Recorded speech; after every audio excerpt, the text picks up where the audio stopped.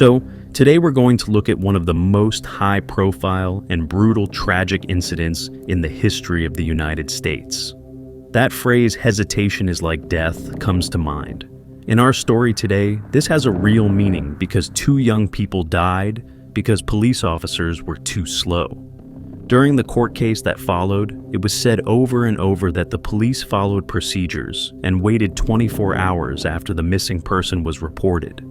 But it was during these very important hours that the couple died tragically at the hands of cruel people. It shook the nation twice. First in 2007, when the crimes occurred, and later in 2011, when the sentences handed down to the gang members were challenged and appealed. This complicated legal battle led to the enactment of two laws. In this harrowing tale, there were 2 innocent victims and 5 merciless criminals, with the motive for the heinous act being a simple robbery. Let's delve into the details of this tragedy, piece together the chronology of those horrific events, understand the role of each participant, and explore whether this tragedy could have been avoided and the young lives saved. Channon Christian was born on April 29, 1985, in Nacogdoches, Texas, the younger of 2 children to Dina and Gary Christian. She was raised alongside her older brother Chase, with whom she shared a close and affectionate bond. Notably, Dina had been diagnosed with infertility in her youth, and the birth of her 2 children was considered nothing short of miraculous. In 1997, the Christian family moved to Knoxville, Tennessee, where the children attended local schools and the parents established a small but profitable family business. Dina conducted individual psychotherapy sessions at home. Channon, sharing her mother's interest in psychology, was outgoing and kind-hearted. After high school, she pursued a degree in sociology at the University of Tennessee and worked part-time to save for her dream of buying a car. Her parents and brother helped her realize this dream on her 21st birthday, contributing towards the purchase of a silver Toyota. Christopher Newsom, commonly known as Chris, was born on September 21, 1983, in Knoxville, Tennessee, to Mary and Hugh Newsom. In a loving, large family as the youngest child, he was adored by his family. Chris was athletic in his youth, particularly excelling in baseball during his school years. His coach believed he had a bright future in the sport, but a severe injury and a prolonged recovery process ended his promising athletic career. Nevertheless, Chris was a man of many talents. He was an excellent artist, played guitar, had woodworking skills, and was knowledgeable about cars and motorcycles. Dreaming of becoming a mechanic in his youth, Chris's passion for carpentry eventually took precedence. After high school, he attended the prestigious University of Tennessee, where he was a diligent student and ranked among the top of his class. It was on the university campus in 2006 that Christopher and Channon met through mutual friends. She was just 21, and he was about to turn 23. It was love at first sight, and the couple became inseparable. Within a month, Chris introduced Channon to his parents, expressing his desire to spend his future with her. Channon reciprocated by introducing Chris to her family, who warmly welcomed him. In October 2006, a significant family dinner was held, attended by both their parents and siblings. Discussions revolved around the young couple's deep feelings and their plans to marry after graduating from university. Everyone was happy and full of hope for the future, blissfully unaware of the tragedy that would soon befall their families. On January 6, 2007, Channon Christian and Christopher Newsom were invited to a birthday party of a mutual friend. That Saturday, Channon visited a beauty salon to prepare for the celebration, parking her car in a nearby underground garage where they planned to meet. However, Chris was delayed, leading to a slight argument between them as they were running late for the event. Their friends became increasingly worried when Channon and Chris did not show up at the party. Known for their responsibility, it was unlike them to miss an event without notifying anyone. Attempts to reach them on their phones were unsuccessful. In desperation, Shannon's best friend repeatedly called her mother late into the night to check if everything was all right, but received no answer. The next morning, Dina, Shannon's mother, realized that her daughter had not come home. Initially, she was not overly concerned, assuming Channon might have stayed over at Chris's place after the party. Besides, Channon had a work shift on Sunday, so it was plausible she went straight to work from Chris's place. However, Dina's concern grew when she noticed several missed calls from an unknown number around midnight. Returning the call, she heard Shannon's friend's voice informing her that Channon and Chris had not shown up at the birthday party and were unreachable. This instilled fear in Dina, sensing that something terrible might have happened to her daughter and her boyfriend. Neither Channon nor Chris was answering their phones, and Chris's parents were equally surprised, believing he was staying at Shannon's place. Further anxiety arose when it was discovered Channon had not shown up for work either. The worried parents immediately contacted the police, but the response was lackluster. The officer suggested the couple might have simply sought some alone time and lost track of it. They also followed the protocol that an adult is considered missing only after 24 hours without contact. But for Channon and Chris, those 24 hours were critical. Not willing to wait, the parents and friends of the young couple began their own search. They contacted everyone they knew, visited hospitals, distributed flyers with their photos, and set up social media groups appealing for any information about the missing students. Despite their efforts, no useful information surfaced. The last known sighting of Channon was at the beauty salon she visited on Saturday. According to the hairstylist who attended her, Channon only talked about the upcoming party and had no plans to stop anywhere else on the way. It wasn't until Monday, January 8, that the police finally began their search for the missing young couple, Channon Christian and Christopher Newsom. By this time, thanks to the efforts of their parents and friends, almost the entire city was aware of their disappearance. The day before, on Sunday, there were rumors about a horrifying discovery near the railroad tracks, but no concrete information was available. A railroad worker, inspecting the tracks in his assigned area, stumbled upon what appeared to be severely damaged human remains on the embankment alongside the tracks. The body was in a horrific state, with multiple injuries, and had been doused with a flammable liquid in an attempt to burn it. The police, responding to the scene, cordoned off the area and conducted a thorough examination. However, they were unable to find any significant clues or leads. After taking necessary photographs, the remains were sent to the morgue for an autopsy to determine the cause of death and to attempt identification. Though it was clear that the extensive damage and effects of the fire would make this difficult, but forensic experts determined that the body belonged to a young man who had suffered a brutal death. The victim had multiple injuries inflicted while he was alive, indicating prolonged and severe assault. Almost all of his teeth had been knocked out or damaged by blows. He had been shot 3 times, twice in the back and a final fatal shot to the head. Additionally, traces of seminal fluid from at least 3 different men were found in his body, along with distinctive tears suggesting repeated violent assaults. When police checked recent reports of missing young men, Christopher Newsom fit the description in age, height, and build. The officers contacted his parents and requested DNA samples for confirmation, but strongly advised against personal identification at the morgue, as the burnt remains barely resembled human features. Unfortunately, the DNA analysis confirmed that the body belonged to the missing student Newsom. Despite the distressing news about Christopher, Channon Christian's parents still clung to the hope that their daughter was alive, possibly being held somewhere. Her mobile phone was last pinged on the day the couple disappeared in one of Knoxville's more troubled neighborhoods, a place they wouldn't have visited by choice. This indicated that they were likely brought there against their will, and Channon might still be held in the area. In a secluded alley of this neighborhood, Shannon's Toyota was found abandoned. It was in a terrible state, so much so that Dina and Gary Christian hardly recognized their daughter's car. The SUV was dirty, scratched, with broken headlights and deflated tires.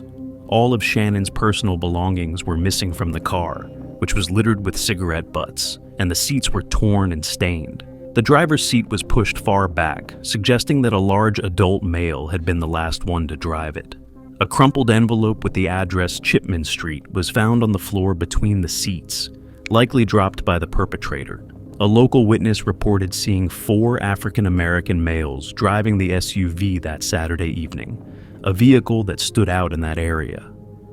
Fingerprints on the envelope led the police to Lamarcus Davidson, previously convicted for serious offenses. His house, located in an industrial area next to a vacant lot, seemed empty. When no one responded to the police's knock and offer to surrender, they forced entry, hoping to find Channon alive inside. Inside the house, they found Shannon's purse, a stuffed toy from her car, as well as Christopher's headphones and baseball cap. A knife with blood traces, torn and blood-stained fragments of women's clothing, and Shannon's lifeless body were discovered in the house's trash chute system, hidden under dirty sheets. She was bound in the fetal position and wrapped in 5 trash bags.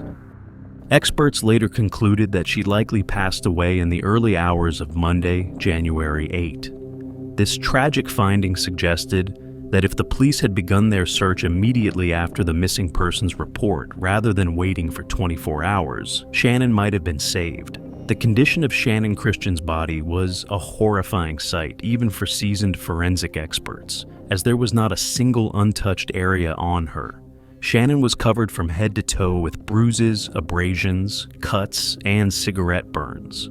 The numerous tears and injuries to her genital area, as well as her oral cavity and throat, indicated that she had been subjected to multiple assaults by several men.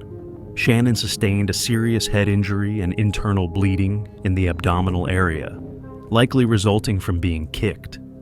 Furthermore, the merciless assailants inflicted several penetrating, though not fatal, stab wounds on her and extinguished dozens of cigarettes on her skin.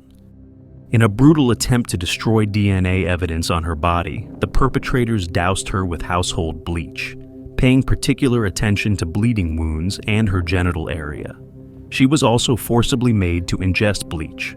After these torturous acts, Channon, still alive, was wrapped in 5 trash bags and then shoved into a household trash chute, covered with sheets and rags. She slowly suffocated and bled to death, helplessly trapped with no chance of escape or calling for help. Lamarcus Davidson, in whose house the mutilated body of Channon Christian and personal belongings of the deceased Christopher Newsom were found, was immediately declared a fugitive. The police also tracked down another suspect, Eric Boyd, whose traces were found at the crime scene. Boyd was apprehended on January 11 without resistance and agreed to cooperate with the investigation, claiming he wouldn't go to prison for crimes he didn't commit. Boyd revealed that Davidson was hiding in a vacant house listed for sale and personally led the police to the location. Davidson, unprepared for this turn of events, was caught off guard and offered no resistance. Notably, at the time of his arrest, Davidson was wearing sneakers that had belonged to the deceased student. During interrogations, Davidson tried to minimize his role, portraying himself as a victim. He claimed that the couple had come to his house looking to buy banned substances, but were caught up in a conflict with his acquaintances. Davidson insisted that he left to avoid involvement, and that the subsequent brutal acts occurred in his absence. Further interrogations revealed 3 more individuals involved in the case: Davidson's friend George Thomas, his half-brother Letalvis Cobbins, and an 18-year-old woman named Vanessa Lynn Coleman. Once all 5 suspects were in custody, they were placed in separate cells and interrogated individually. Each tried to deflect blame onto the others, inadvertently revealing details of the heinous crime. Their fragmented accounts helped piece together the event chronology and each perpetrator's role in the brutal act. A timeline of tragic events. Lamarcus Davidson, who had been released from prison on parole just a few months before these events, was desperately in need of money. He was involved in the sale of banned substances and urgently required a vehicle to deliver these to his customers. Davidson decided to steal a car from an underground parking lot known for its lack of surveillance cameras and headed there with his accomplice. Tragically, at that moment, students Channon and Christopher were in the parking lot arguing over Chris's delay. The criminals, deciding to leave no witnesses, forced the couple into the trunk of a car at gunpoint. Mr. Cobbins, you've indicated that you wanted to tell this jury what happened. Yes, sir. Go ahead and do that, sir. Yes, sir. So we pull back. He puts the car in park, but he never turns the car off. He puts it in park. He looks at my brother, and they both jump out of the car. they run right in front of where we just parked to this white SUV. I noticed at the SUV, it was a girl sitting in the driver's side and a guy standing at the driver's side. The door is open and they're hugging or kissing or something. So my brother and E, they carjacked these people. And The pair was taken to Davidson's house, where they were brutally beaten and repeatedly assaulted. After midnight, a barefoot and undressed Christopher was again forced into the trunk and taken to the railroad tracks. He was ordered to walk on the stones before being shot twice in the back. His torment was ended with a final shot to the head. His body was then doused with a flammable liquid and set on fire in hopes of destroying any evidence that could lead to the perpetrators. Having dealt with Newsom, the criminals returned to the house where Channon remained bound. She endured horrific cruelty the next day, leaving her without a single uninjured area on her body. The sadists concluded their torture by dousing her with bleach and packing her, still alive, into plastic trash bags where she slowly suffocated. so about 5 or 10 minutes later, G and my brother leave. While they're gone, the girl is still in my brother's room. Vanessa's she's telling me her stomach is hurting. So she gets up and goes to the bathroom.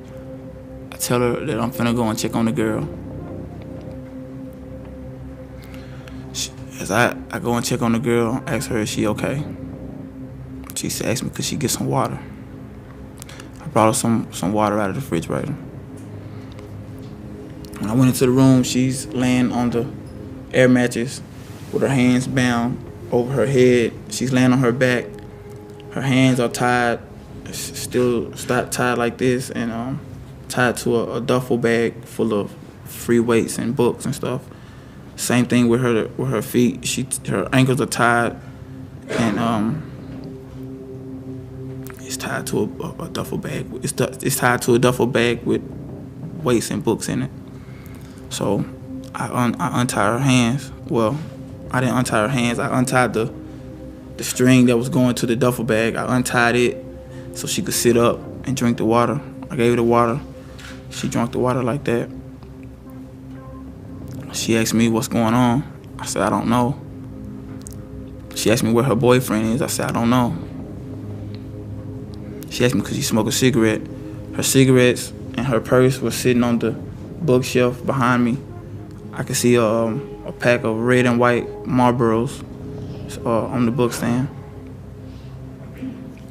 I said, I don't see why not. I took a cigarette out, lit it for her, and gave it to her.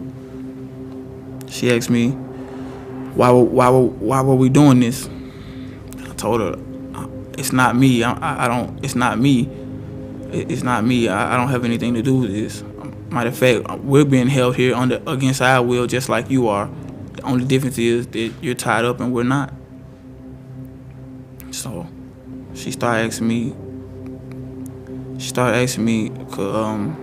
Would I convince him to let her go? I said, I'll try. She said, just please, just please. She said, please, can you just convince him to let me go? I said, I'll try. And she said, I'll do anything. Just please, just let me go. And she even offered oral. And I had her give me oral. She gave me oral.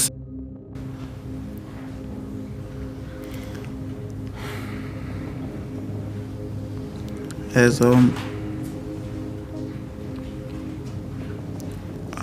I started to ejaculate, I heard a noise outside, and I heard Vanessa's flushing the toilet. So I got spooked. I jumped up, fixed my clothes. As I ejaculated, it got on her shirt and some on her pants.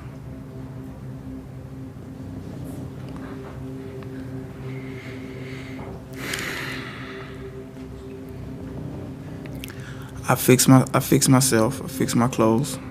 I put her back like I found her. and went back into the living room. The exact moment when young Vanessa Coleman joined the group was unclear. During interrogations, she claimed to be a hostage herself, participating in the torture out of fear for her life. However, Boyd indicated that Coleman was Davidson's girlfriend and willingly participated in the events, even taking some of Channon's jewelry and mobile phone. Furthermore, a personal diary found at Vanessa's home contained her descriptions of the horrors at her boyfriend's house, which she referred to as an exciting adventure.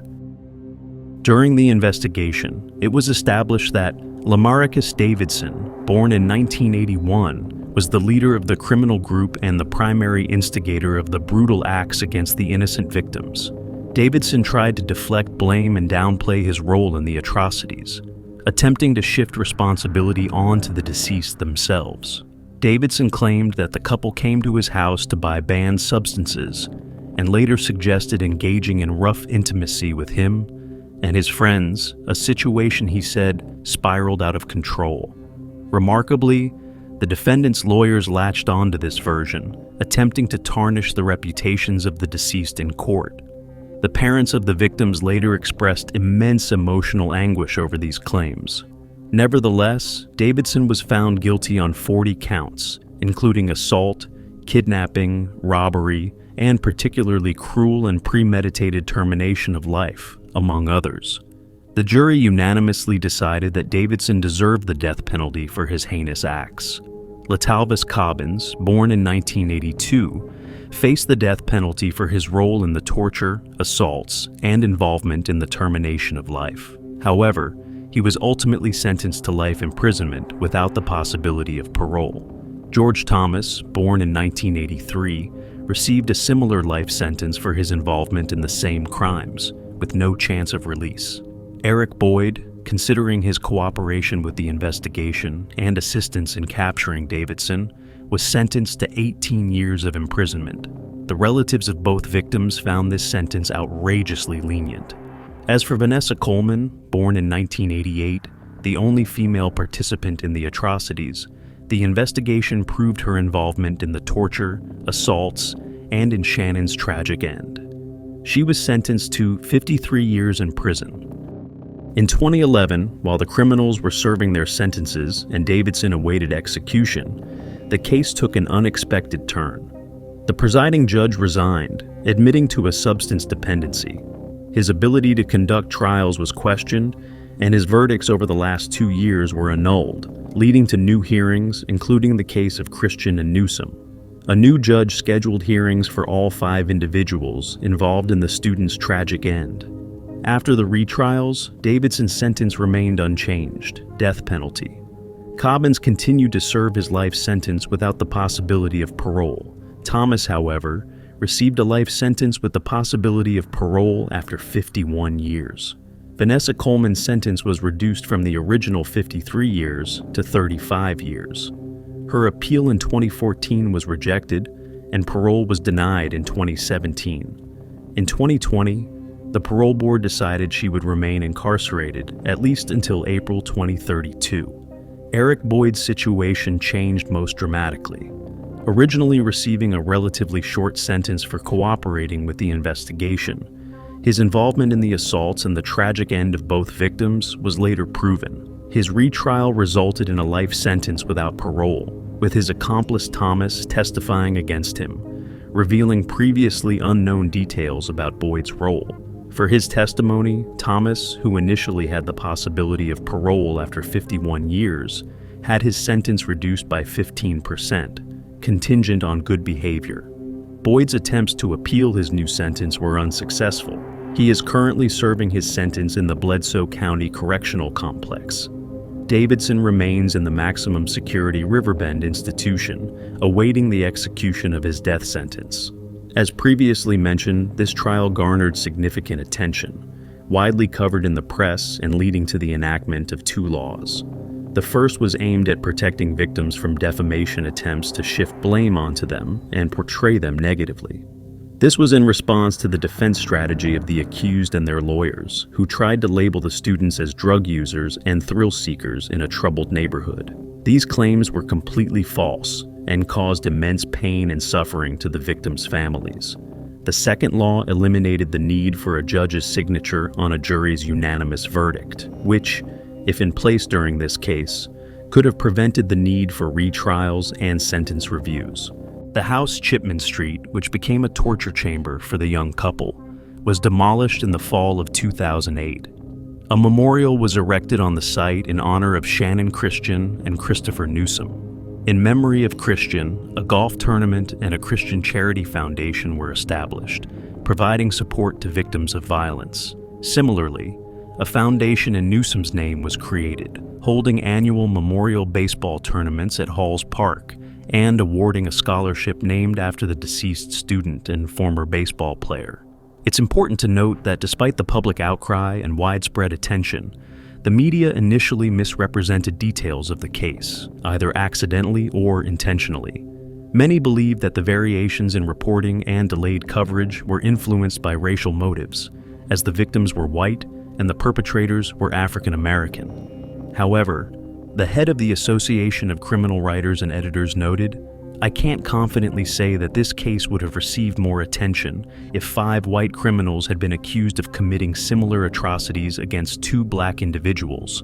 Additionally, the Knoxville police chief stated that there was no evidence to suggest these crimes were committed based on racial animosity. Thanks for watching. It would be great if you support the video by giving it a like. Subscribe to the channel. There are many shocking stories ahead.